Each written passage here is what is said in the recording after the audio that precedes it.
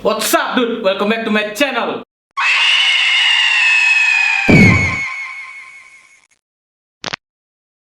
Lama nggak jumpa ya.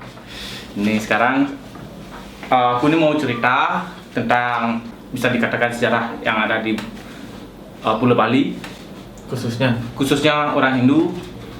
Jadi ini cerita ini berawal dari tanah Jawa sebenarnya, karena dulu ya saya belum lahir juga ya. zaman bau. Jadi ini ceritanya tentang calon arang dan sudah jelas ada di thumbnail yang sudah saya buat. Calon arang itu adalah seorang perempuan yang dipercaya memiliki ilmu hitam. Dia bisa dikatakan sosok penyihir lah. Oh, yang mendalami sebuah ilmu hitam. Iya, sosok penyihir lah, tapi yang kalau di Bali namanya ilmu penglihakan. Oke. Nah, jadi si calon arang ini berasal dari desa Girah yang berada di kawasan kerajaan Kediri pada zaman itu, di mana waktu itu masih pemerintahan Raja Airlangga. Nah, calon arang ini mempunyai anak, namanya dia Ratna Manggali. Status calon arang ini statusnya adalah janda, sehingga barangkali minat. Statusnya ini adalah janda sehingga dia disebut Rangda Nateng Girah, yaitu Rangda yang artinya janda, Nateng yang artinya raja, Girah itu tempat dia berasal di desa Girah gitu. Makanya Rangda Nateng Girah. Nah, di desa Girah ada sebuah perguruan ilmu hitam, atau bisa disebut ilmu penglihakan, yang dipimpin oleh calon arang itu sendiri, dengan semua murid-muridnya adalah perempuan. Ini di muridnya ini ada 4 yang emang dikategorikan senior, ilmunya tingkat tinggi lah. Nah, murid-muridnya yang 4 ini namanya Nyi Larung, Nyi Lenda, Nyi Lendi, dan Nyi Sedakse. Nah, itulah 4 muridnya itu yang sering mengawal calon arang. Iya. Ketika dia memperdalam ilmunya atau apapun. Nah, anaknya ini sifat anaknya berbanding terbalik dengan ibunya. Dia ini sosok yang sopan, cantik, tapi orang-orang desa itu tidak tidak mau mendekati dia karena melihat ibunya, Sosok ibunya. melihat sosok ibunya, karena ibunya dia adalah penyihir. Iya. Karena dia sudah difitnah oleh rakyat desa Girah, dia mengutus Nyi Larung untuk memanggil semua murid-muridnya untuk berkumpul pada malam hari di pesraman penglihakan yang dimiliki oleh calon arang ini. Dia menurunkan segala ilmu tentang penglihakan kepada seluruh muridnya dan menyerang desa Girah dengan wabah penyakit yang sangat sulit untuk diobati dan bisa membunuh dalam waktu yang singkat. Ya, kalau zaman sekarang tahun 2021 ini ya mirip-mirip lah seperti COVID ya.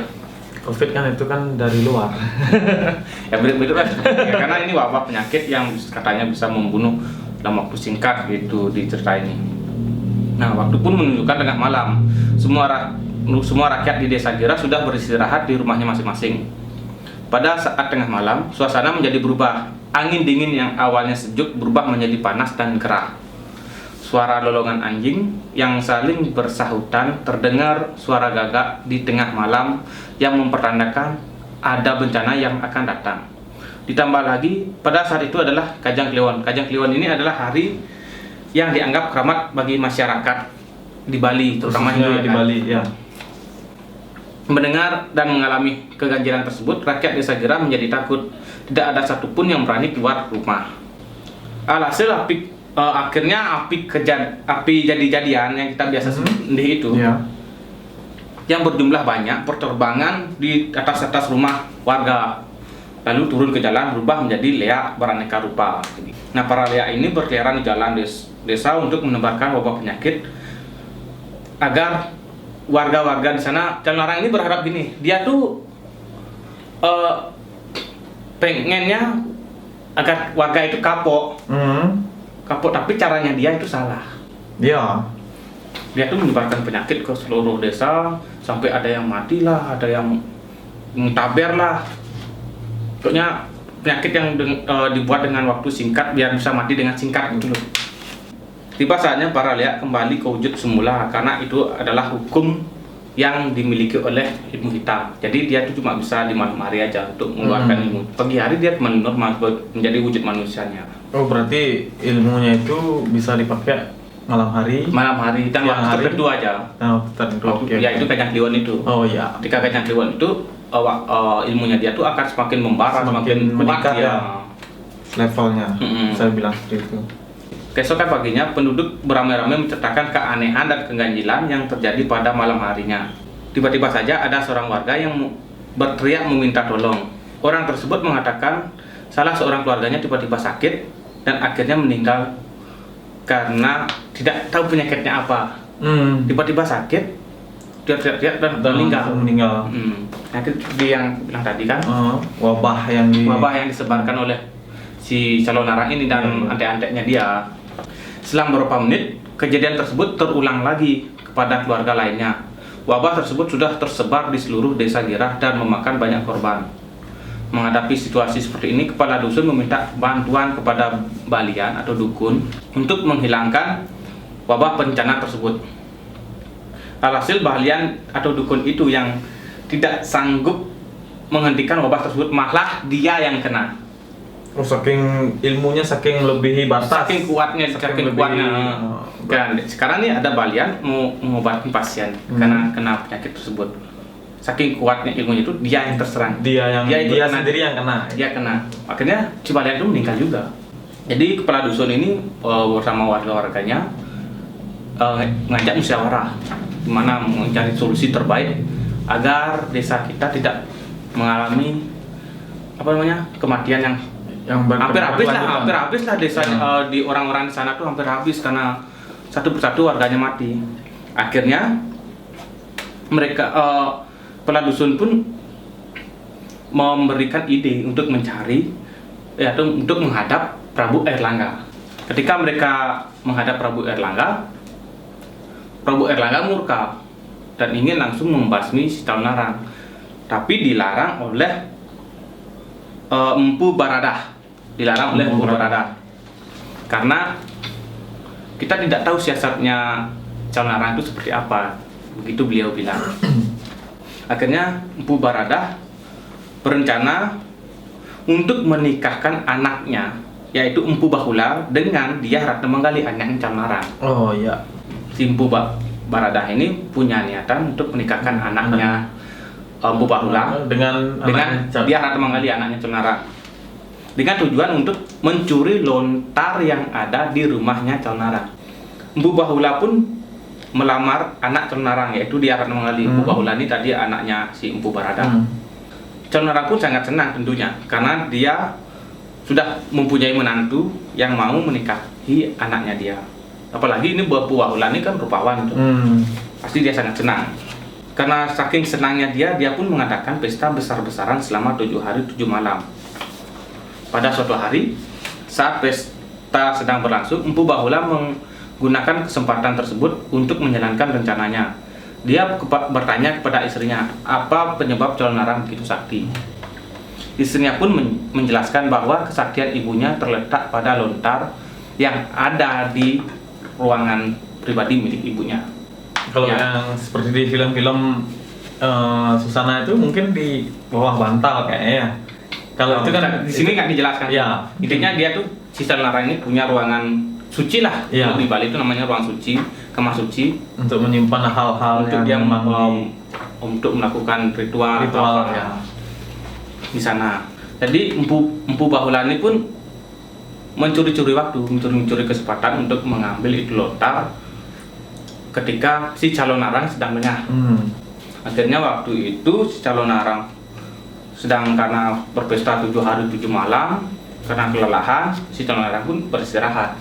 Empu Bahula mengendap-endap masuk ke ruangan tersebut dan mendapatkan lontarnya.